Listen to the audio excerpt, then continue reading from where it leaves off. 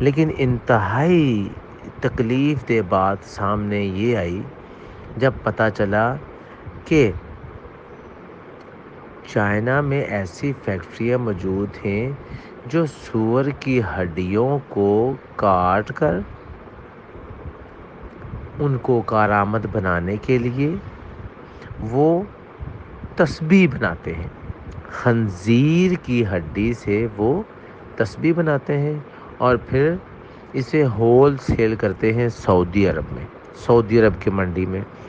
چونکہ مسلمان پوری دنیا سے سعودی عرب آتے ہیں اور جب وہ عمرہ کر کے واپس جانے لگتے ہیں یا حج ادا کرنے کے بعد واپس جانے لگتے ہیں تو وہ اپنے دوست احباب رشتہ داروں کے لیے گفٹ کی شکل میں جائے نماز، تسبیح، ٹوپی ایسی چیزیں خرید کے لے جاتے ہیں تاکہ اپنے رشتہ داروں میں، دوستوں میں ان کو ایز اے گفٹ کے طور پہ دیں.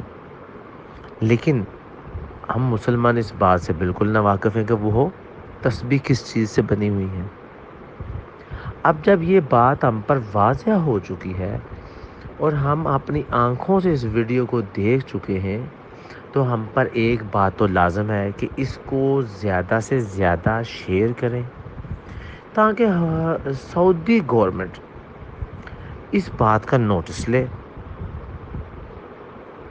اور ایسی تسبیح امپورٹ کرنے پر پابندی لگا دی جائے جس کے انگریڈینٹس آپ کو معلوم نہیں کہ یہ کس چیز سے بنی ہوئی ہے. اور ہم پر بھی یہ لازم ہے کہ ہم بھی ہمارے پاس جو تسبیحاں ہیں ان کو چیک کریں کہ ہم عبادت کرنے کی غرض سے اپنی جیب میں تسبیح رکھتے ہیں اور مسجد میں لے جاتے ہیں.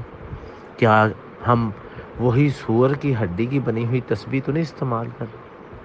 تو برائے مہربانی اس بات پر غور کریں اور اس ویڈیو کو زیادہ سے زیادہ شیئر کریں تاکہ زیادہ سے زیادہ مسلمانوں کو اس بات کی آگاہی حاصل ہو. بہت شکریہ.